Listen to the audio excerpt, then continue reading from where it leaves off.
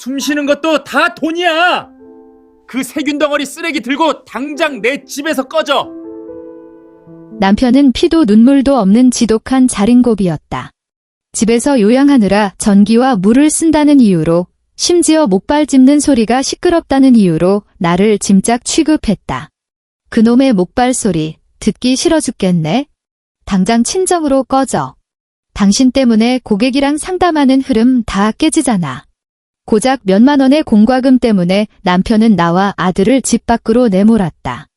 쫓겨나던 날, 아들은 방금 내 다리에서 푼 깁스를 챙기겠다며 울며불며 매달렸다. 기념품이라나 뭐라나. 남편은 우리가 무슨 고물상이라도 된 거냐며 비웃었다.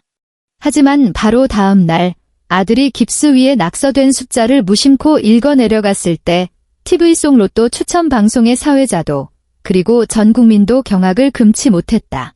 입김마저 하얗게 얼어붙는 늦가을 저녁이었다. 거실 공기는 바깥바람보다 훨씬 더 매서웠다. 나는 끄트머리가 달아빠진 알루미늄 목발을 생명줄처럼 꽉 쥐었다. 손마디가 하얗게 질려갔다.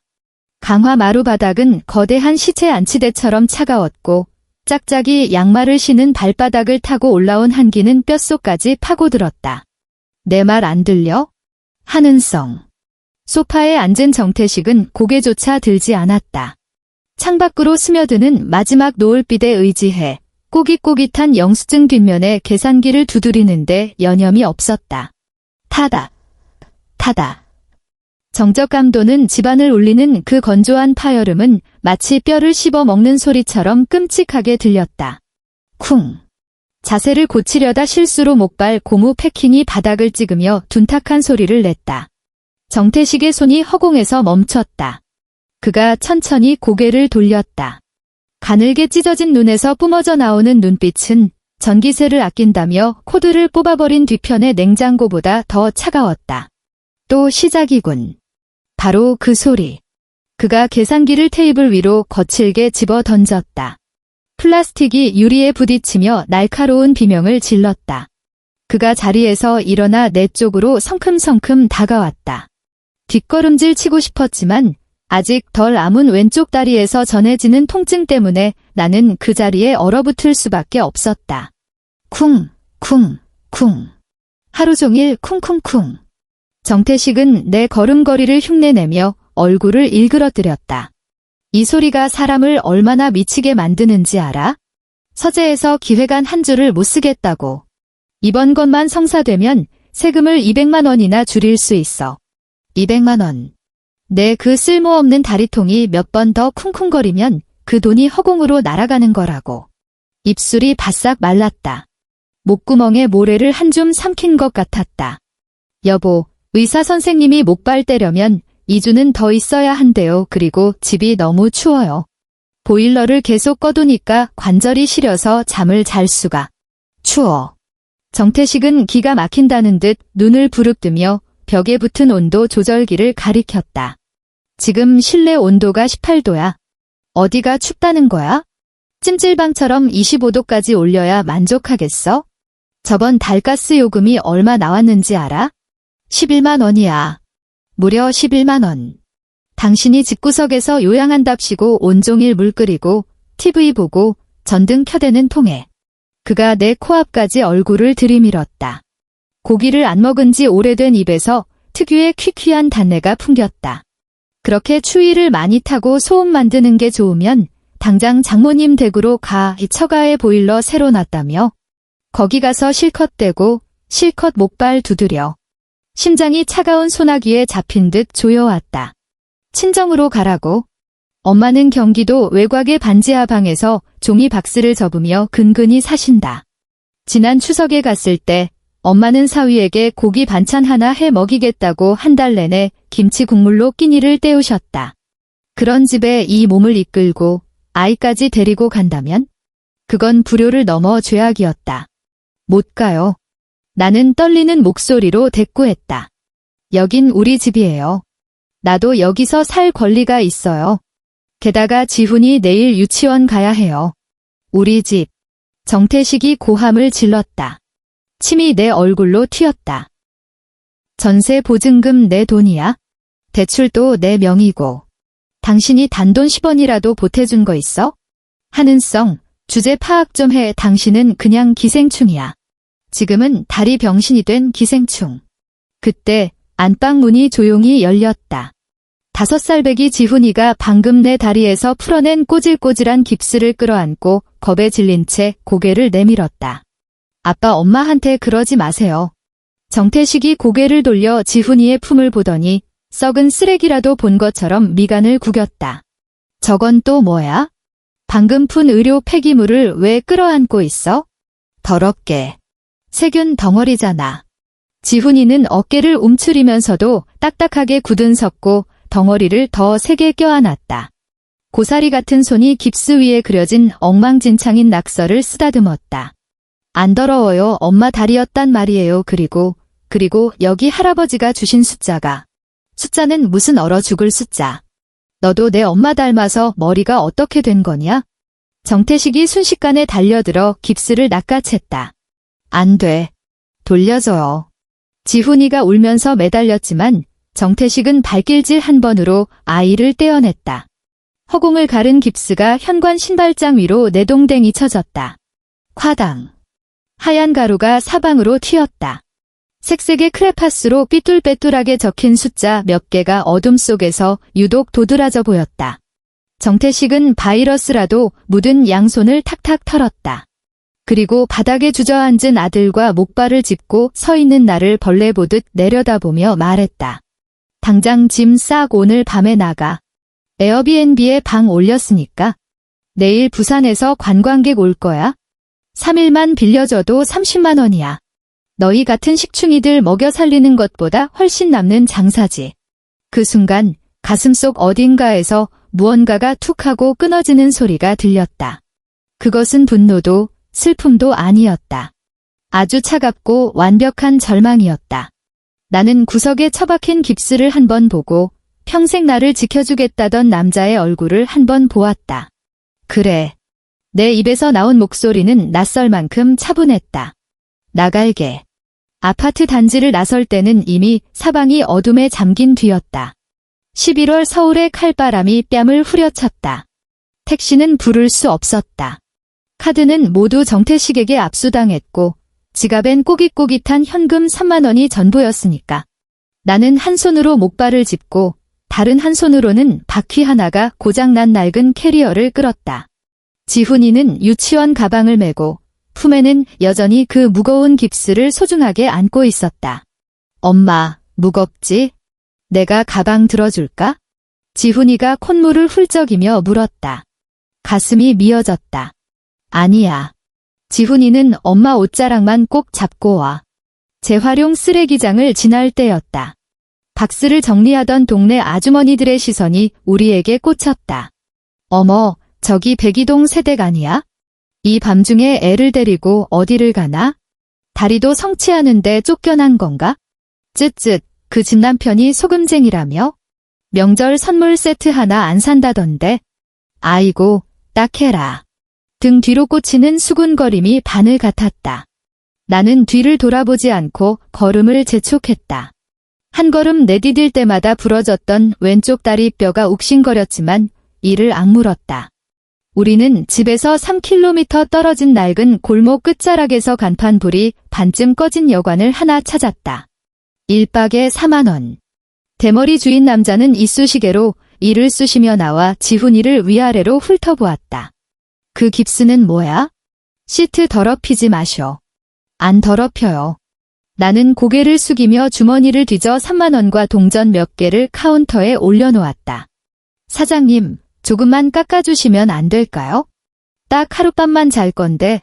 주인은 귀찮다는 듯 손을 휘저으며 열쇠를 던졌다. 됐고, 올라가요. 203호, 운수는 12시까지만 나와. 방은 좁았고 벽지는 누렇게 떠 있었다.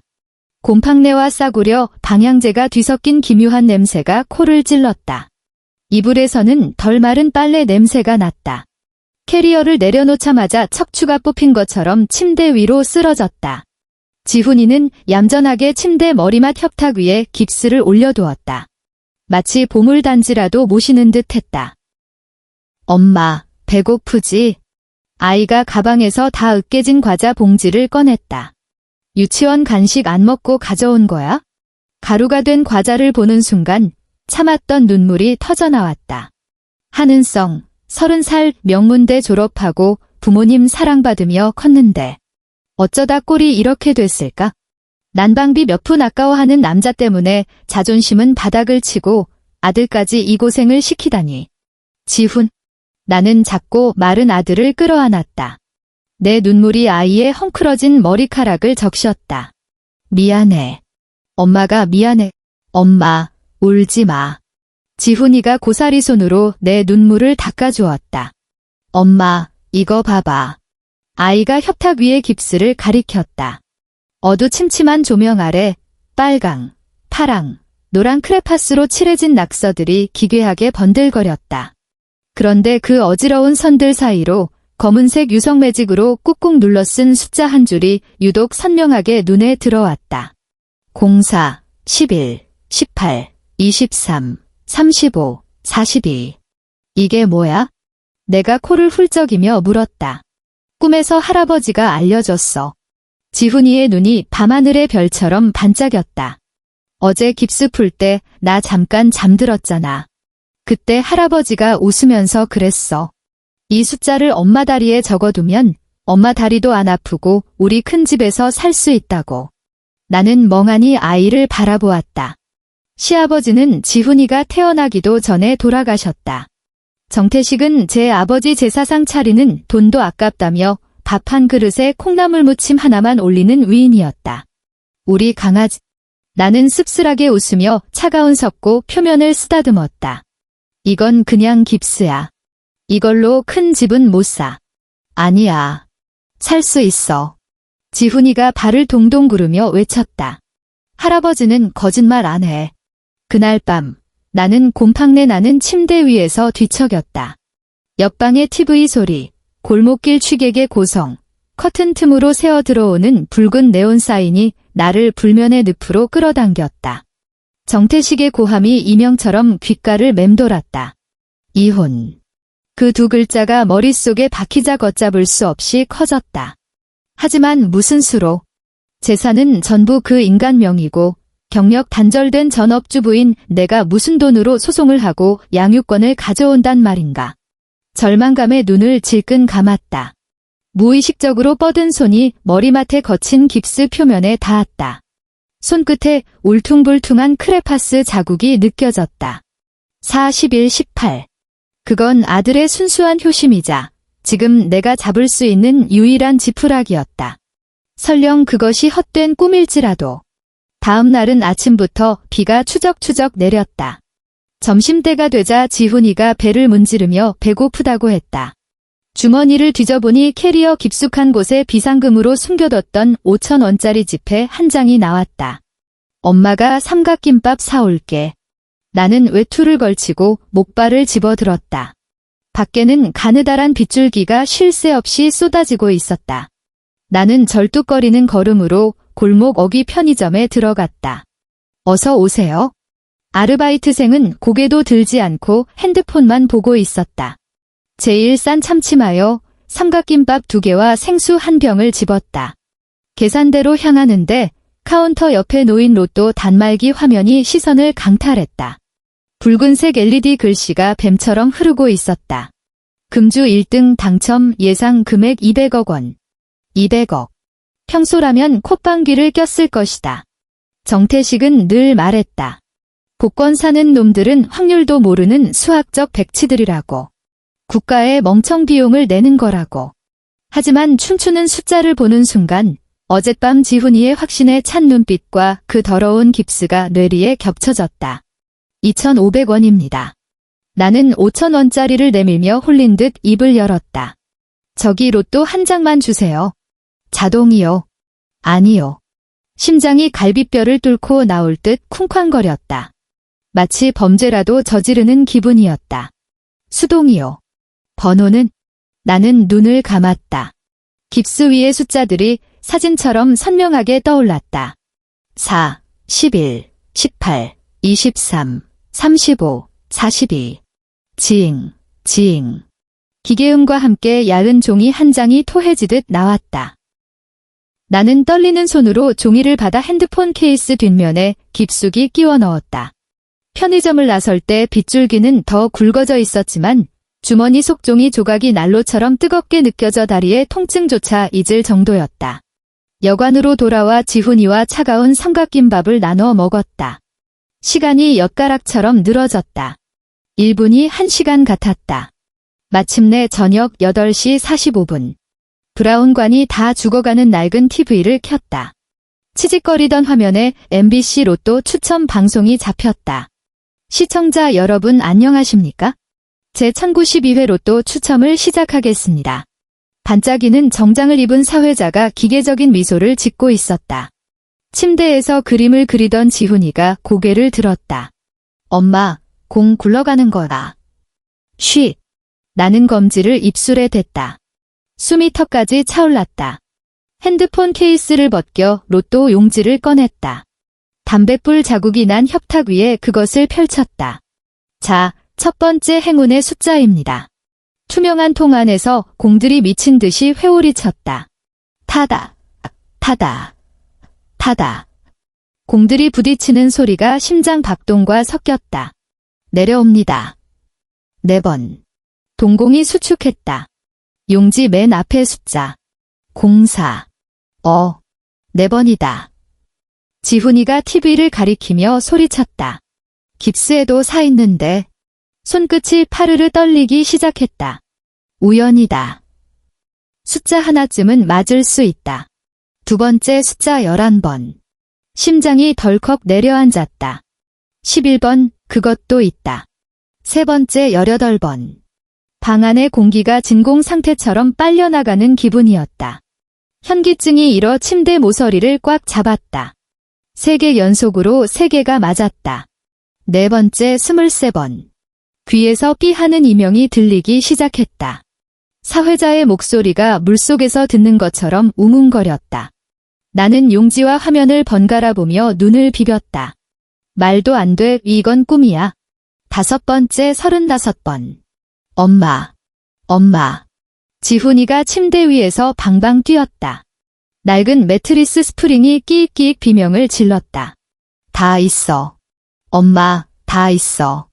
목구멍이 꽉 막혀 아무런 소리도 낼 수 없었다. 나도 모르게 눈물이 주룩주룩 흘러내렸다. 이제 하나. 딱 하나 남았다. 마지막 공이 기계 안을 돌고 또 돌았다.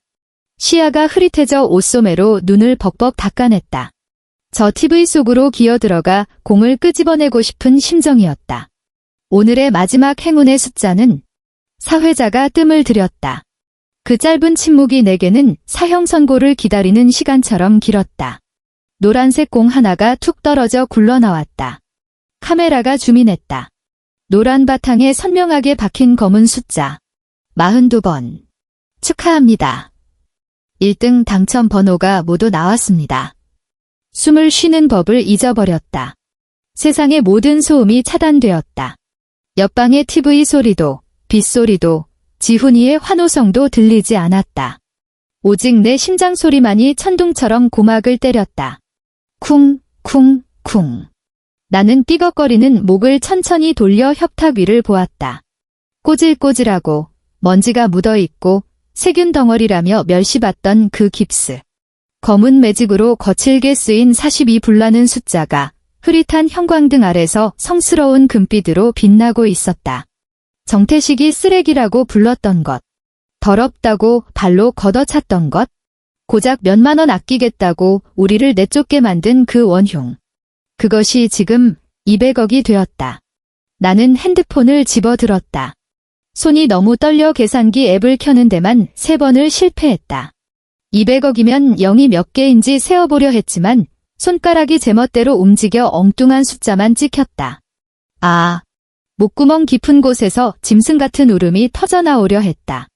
나는 황급히 두 손으로 입을 틀어막았다. 소리 지르면 안 돼. 여긴 방음이라곤 없는 싸구려 여관이다. 옆방에, 앞방에 누가 있는지 모른다. 여자 혼자 아이 데리고 200억짜리 복권을 들고 있다는 걸 들키면 우린 오늘 밤 쥐도 새도 모르게 사라질 수도 있다. 나는 침대에서 튀어나갔다. 다리 통증 따위는 느껴지지도 않았다. 펄쩍 뛰는 지훈이를 으스러져라 끌어안고 아이의 입을 손으로 막았다. 쉬. 지훈아, 조용. 제발 조용히 해. 눈물이 댐이 무너진 듯 쏟아져 아이의 얼굴을 적셨다. 엄마의 기세에 눌린 지훈이가 겁먹은 눈으로 고개를 끄덕였다. 나는 아이를 놓아주고 바닥에 주저앉았다. 손에 들린 얇은 종이 한 장. 200억. 이건 단순한 돈이 아니었다. 이건 자유다. 이건 내 짓밟힌 존엄이다.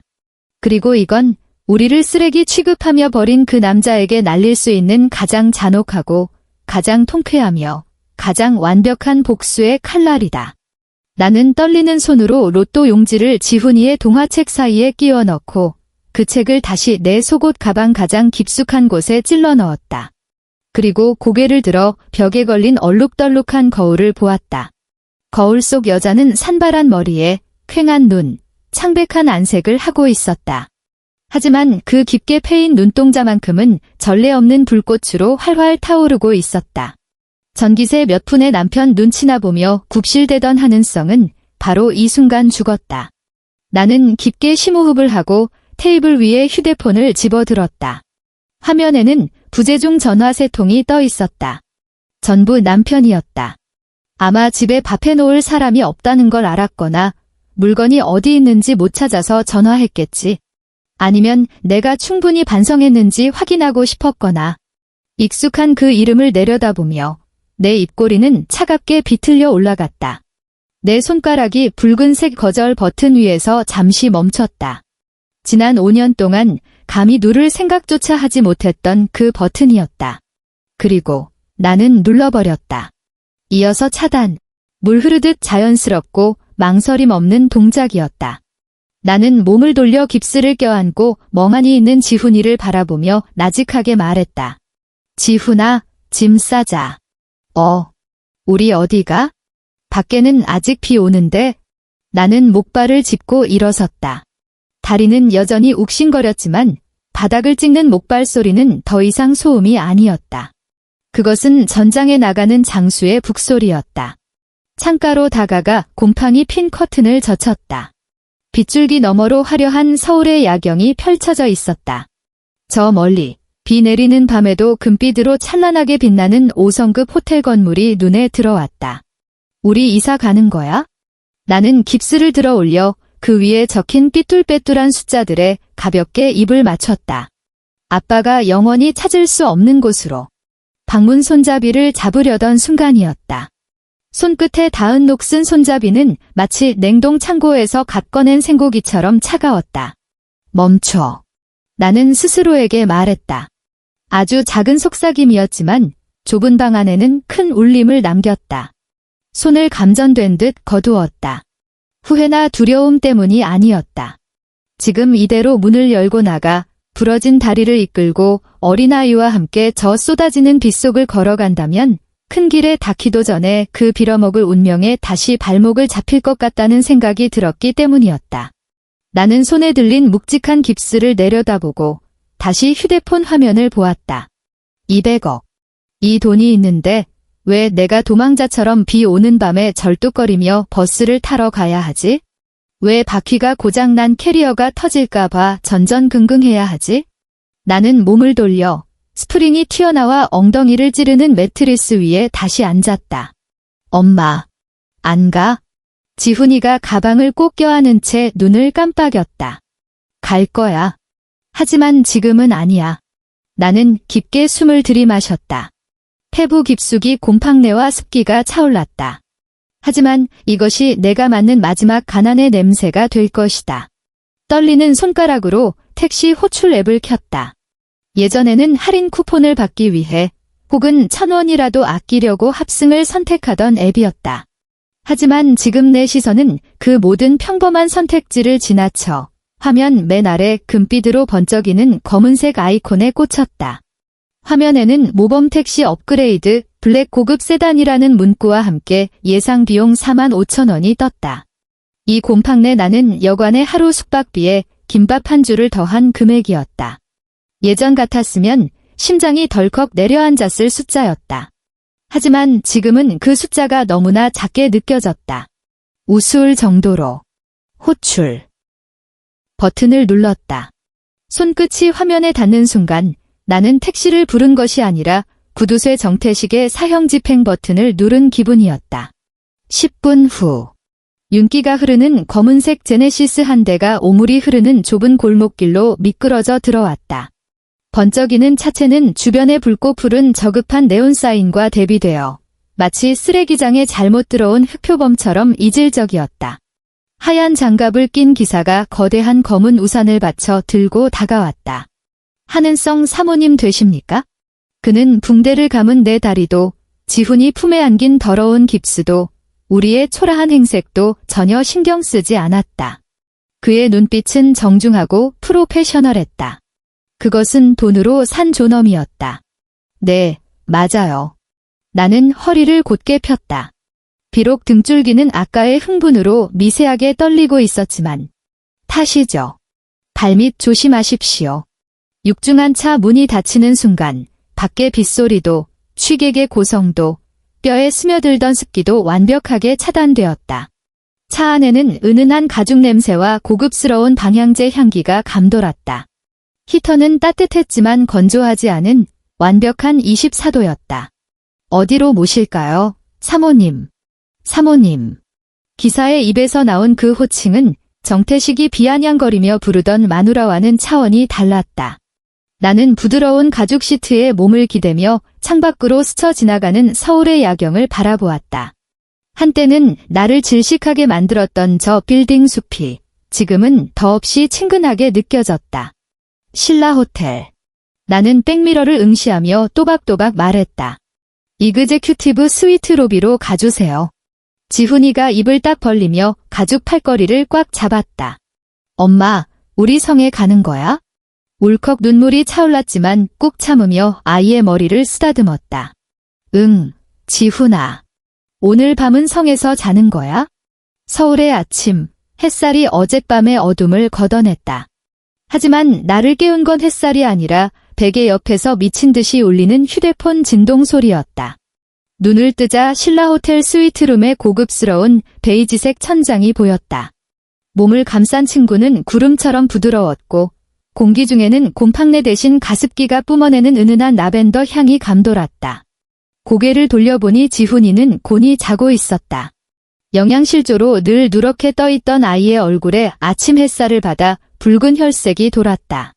200억짜리 깁스는 수호신처럼 아이의 베개맡에 놓여 있었다. 휴대폰은 여전히 진동하고 있었다. 화면을 확인했다. 부재중 전화, 정태식 42통. 시어머니 15통. 문자 메시지 28. 나는 헛웃음을 흘리며 잠금을 해제했다. 정태식의 문자들은 마치 정신분열증 환자의 헛소리처럼 시간순으로 나열되어 그가 멘붕에 빠지는 과정을 적나라하게 보여주고 있었다. 어젯밤 23시 30분. 야, 한은성. 너 어디 처박혀 있어? 그 여관 주인이 너네 나갔다는데? 너 돈 있어? 내가 데리러 갈 줄 알고? 꿈도 꾸지 마. 새벽 00:15. KB 국민카드 승인 알림. 본인, 가족, 카드 9,982 신라호텔 120만원 일시불. 너 미쳤어. 120만원. 신라호텔에서 뭐 하는 거야? 내 카드 훔쳐갔냐? 당장. 지금 당장 체크아웃하고 튀어나와. 경찰 부른다. 새벽 2시 30분. 여보 전화 좀 받아봐. 무슨 오해가 있는 거지? 당신이 무슨 돈으로 호텔을 가? 혹시 나쁜 마음 먹은 거 아니지? 지훈이 생각해서라도 딴 생각하면 안 돼. 오늘 아침 7시. 한은성, 나 뉴스 봤어. 마지막 문자를 보는 순간 손가락이 멈칫했다. 이불을 걷어차고 리모컨을 집어들어 벽에 걸린 거대한 TV를 켰다. 아침 뉴스가 흘러나오고 있었다. 어젯밤 제1092회 로또 1등 당첨자가 큰 화제를 모으고 있습니다. 해당 복권을 판매한 일산의 한 편의점 점주에 따르면 구매자는 목발을 짚고 아이를 동반한 젊은 어머니였다고 합니다. 화면에 흐릿한 CCTV 영상이 떴다. 모자이크 처리가 되었지만 낡은 코트를 입고 구부정한 등으로 서 있는 여자와 책가방을 맨 꼬마 아이는 누가 봐도 나와 지훈이었다. 인터뷰하는 점주가 흥분한 얼굴로 손짓발짓하며 말했다. 그 꼬마가 품에 푼 깁스를 안고 있었어요. 제가 똑똑히 들었다니까요. 애가 지거 할아버지가 준 숫자야라고 하는 거려. 아이고, 그때는 우산도 없이 비 맞고 가는 게 참 딱해 보였는데 그게 200억일 줄 누가 알았겠습니까? 화면이 바뀌고 앵커가 과장된 톤으로 멘트를 이어갔다. 생활고로 집에서 쫓겨났지만 아들의 효심과 돌아가신 할아버지의 현몽으로 거액을 거머쥔 사연. 현대판 동화가 따로 없습니다. 현재 인터넷에서는 이 깁스 엄마를 찾기 위한 움직임이. 나는 TV를 껐다. 방 안에는 죽음 같은 정적이 흘렀다. 정태식이 알아챘다. 당연히 알 수밖에. 그 깁스를 제 손으로 집어 던진 게 본인이니까. 그 숫자를 제 눈으로 봤으니까. 돈만 축내는 놈이라고 욕하던 아들이 이제 대한민국에서 가장 비싼 황금동자가 되었으니까. 휴대폰이 다시 징징거렸다. 이번에는 끊지 않았다.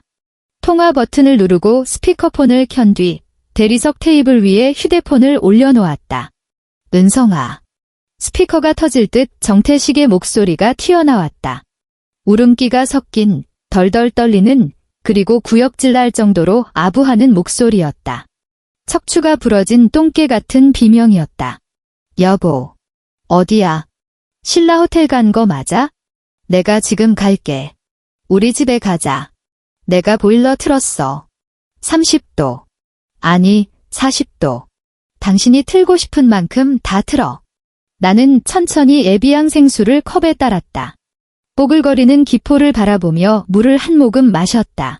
정태식. 여보, 나야. 나 신발 신고 있어. 지금 나간다. 오지 마. 나는 차분하게 말했다. 보안 요원들이 당신 못 들어오게 할 거야? 그게 무슨 소리야? 나 당신 남편이야. 지훈이 아빠라고. 우리 가족이잖아.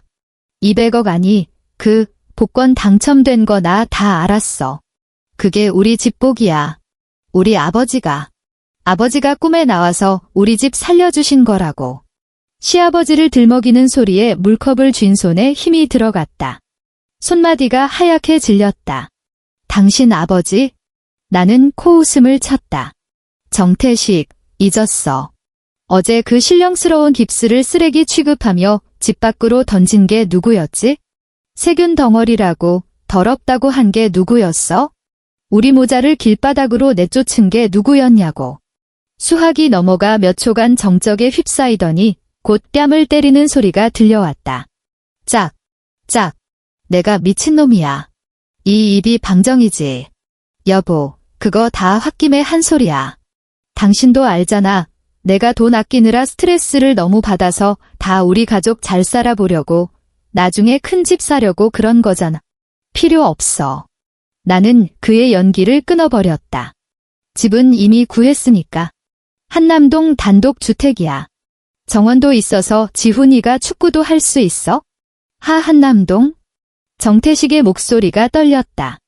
그것은 극도의 탐욕이 만들어낸 생리적인 반응이었다. 거기가 얼마짜린데 여보, 우리 계획을 잘 세워야지. 그 돈 은행에 넣어서 이자 받고 아니면 나한테 맡겨. 내가 재테크는 정태식. 내 목소리가 영하로 떨어졌다. 찬물을 끼얹은 듯 수학이 넘어가 조용해졌다. 이 돈, 당신이랑은 1원 한 푼도 상관없는 돈이야. 너 뭐라고 했어? 그의 목소리가 순식간에 돌변했다. 하는성, 착각하지 마. 우리 아직 이혼 안 했어. 그거 부부 공동 재산이야. 나도 절반 가질 권리 있어.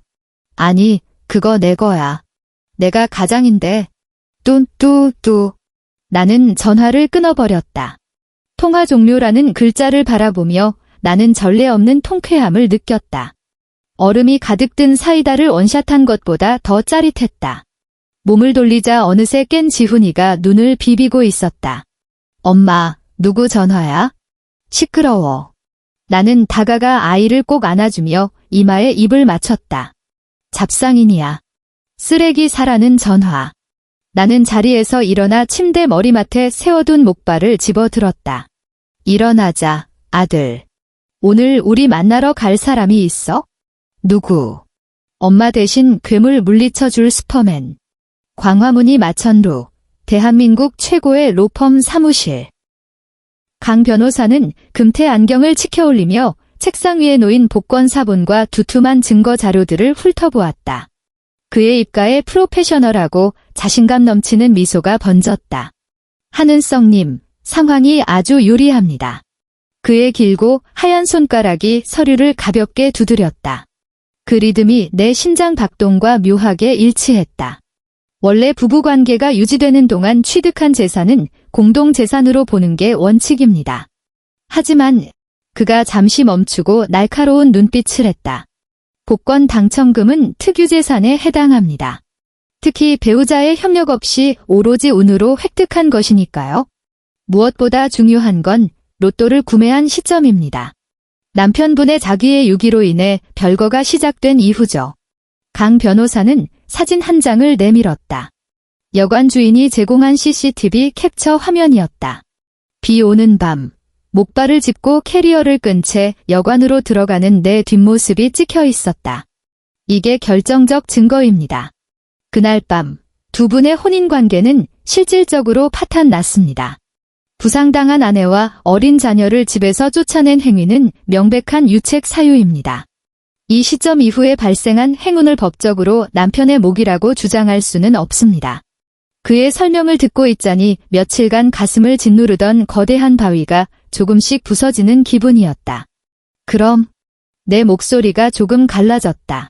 그 사람은 한 푼도 못 가져가나요? 네, 10원 한 장도요. 강 변호사가 단호하게 말했다. 뿐만 아니라 위자료 청구 소송도 진행할 겁니다. 그리고 남편 명의의 전세 보증금도 분할 청구할 거고요.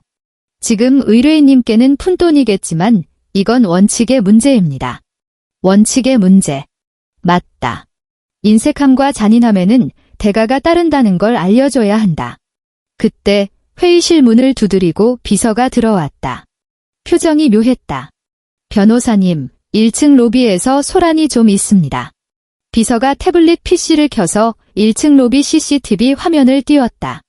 화면 속에는 정태식이 슬리퍼 한 짝만 신은 채 머리는 까치집을 하고 건장한 보안 요원 3명에게 제압당해 바닥에 깔려 있었다. 그는 어디서 주워왔는지 모를 깨진 깁스 조각을 손에 쥐고 미친 사람처럼 고래고래 소리를 지르고 있었다. 이거 놔. 내 마누라가 저 위에 있다고. 그거 내 돈이야. 200억 내 거라고. 내 정자로 낳은 아들이 뽑은 번호란 말이야. 그러니까 내 돈이라고. 로비에는 말끔한 정장을 입은 엘리트들이 오가고 있었다. 그들은 마치 동물원 원숭이를 보듯 발광하는 정태식을 쳐다보았고 몇몇은 휴대폰을 꺼내 촬영하고 있었다. 나는 화면 속에서 한때 내 모든 경제권을 쥐고 흔들며 군림했던 남자를 내려다보았다. 지금 이 순간 그는 도마 위에서 파닥거리는 생선보다 못해 보였다. 경찰을 부를까요? 강 변호사가 조용히 물었다. 나는 고개를 저으며 입꼬리를 살짝 올렸다. 아니요. 그냥 두세요. 더 크게 떠들게 놔두세요. 나는 일그러진 정태식의 얼굴을 보며 마음속에 어떤 동요도 일지 않음을 느꼈다. 저게 그 사람이 그토록 원하던 비용 절감이잖아요.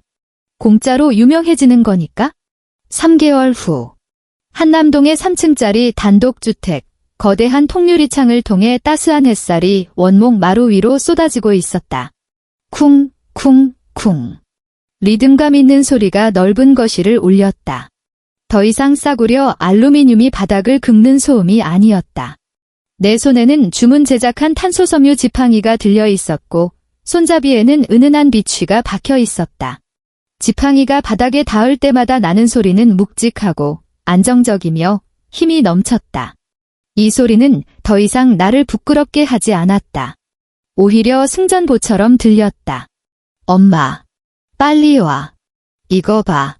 지훈이가 정원에서 뛰어들어왔다. 손에는 예전엔 꿈도 못 꾸던 커다란 무선 조종 비행기가 들려 있었다. 아이의 볼에는 살이 통통하게 올랐고 미소는 작은 태양처럼 환했다. 나는 웃으며 아이에게 다가갔다. 다리는 아직 조금 불편했지만 걸음걸이는 흔들림이 없었다. 지난 3개월 동안 정태식은 전 국민의 조롱거리가 되었다. 그날 로펌 로비의 영상이 인터넷에 퍼졌다. 제목은 전기세 아끼려다 200억 안에 쫓아낸 수전노의 최후. 그는 회사에서 해고당했다. 처자식을 헌신짝처럼 버리는 사람과 거래하려는 고객은 아무도 없었으니까. 그가 그토록 자랑하던 전셋집도 소송 비용을 대느라 결국 빼야 했다. 들리는 소문으로는 고시원 쪽방촌에 산다고 했다. 요즘 그가 주로 하는 일은 동네 쓰레기장을 뒤지며 남들이 버린 깁스를 찾아다니는 거라고 했다. 누군가 그를 봤는데 버려진 깁스 위에 매직으로 뭔가를 미친 듯이 계산하며 중얼거리고 있었다고 한다. 0411 그거 내 건데 내 돈인데. 딩동. 초인종이 울렸다. 가사 도우미 아주머니가 문을 열어주고 편지 봉투 하나를 가져왔다. 사모님, 법원에서 왔네요. 나는 봉투를 받아 야은 종이를 꺼냈다. 이혼 판결문. 종이에는 명확하게 적혀 있었다. 원고 한은성과 피고 정태식의 이혼을 허가한다. 피고의 재산 분할 청구는 기각한다. 피고는 매월 양육비를 지급하라. 나는 끝까지 읽지 않고 종이를 접어버렸다. 지금의 나에게 이 종이는 그저 휴지 조각일 뿐이다. 정태식이 양육비를 주든 말든 중요하지 않았다. 중요한 건 나와 지훈이의 인생이 드디어 그와 완벽하게 끊어졌다는 사실이었다. 나는 벽난로 앞으로 걸어갔다. 그곳에는 정교한 크리스탈 진열장이 놓여 있었다. 진열장 안에는 꼬질꼬질하고 낙서 투성이인 깁스가 조명을 받으며 고요히 누워 있었다. 주변의 호화로운 인테리어와는 전혀 어울리지 않는 물건이었지만 내 눈에는 세상에서 가장 아름다운 예술품이었다. 지훈아. 응. 할아버지 말씀이 맞았어. 나는 깁스 위에 적힌 숫자들을 바라보며 나직하게 말했다. 다리에 이 숫자를 적으니까 엄마가 정말 하나도 안 아파. 나는 몸을 돌려 지팡이로 바닥을 가볍게 두드렸다. 쿵. 그 소리가 맑고 경쾌했다. 가자, 정원에 나가서 햇볕 쬐야지. 창밖은 구름 한 점 없이 맑았다. 서울의 겨울바람은 여전히 차가웠지만 이 집안은 사계절 내내 봄이었다.